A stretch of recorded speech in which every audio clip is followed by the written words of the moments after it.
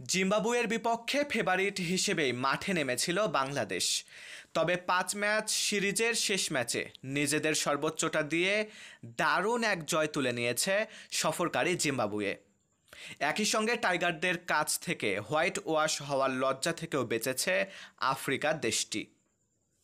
রবিবার ১২ মে মিরপুর শেরেবাংলা জাতীয় ক্রিকেট স্টেডিয়ামে প্রথমে ব্যাট করতে নেমে ৬ উইকেট হারিয়ে ১৫৭ রান সংগ্রহ করেছিল বাংলাদেশ। জবাবে ব্যাট করতে নেমে মাত্র ২ উইকেট হারিয়ে লক্ষ্যে পৌঁছায় জিম্বাবুয়ে।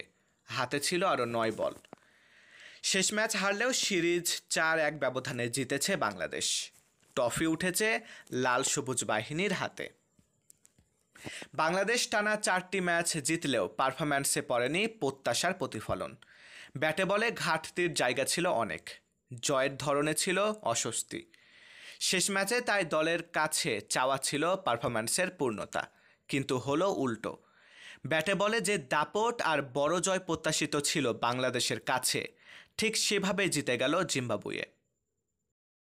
টি-২০ বিশ্বকাপে বাংলাদেশের দল ঘোষণায় জিম্বাবুয়ে সিরিজ প্রভাব রাখার কথা, কেননা সিরিজটিকে বিশ্বকাপের প্রস্তুতি হিসেবেই নিয়েছে টিম ম্যানেজমেন্ট। এই সিরিজের পারফর্মাররা বিশ্বকাপের টিকিট পাবেন, সেটি বোর্ড কর্মকর্তা ও নির্বাচক প্যানেলের কথাবার্তায় বেশ স্পষ্ট। তাহলে এখন প্রশ্ন উঠেছে, জিম্বাবুয়ের এই সিরিজে বিশ্বকাপের জন্য কতটা প্রস্তুতি সারতে পারল বাংলাদেশ?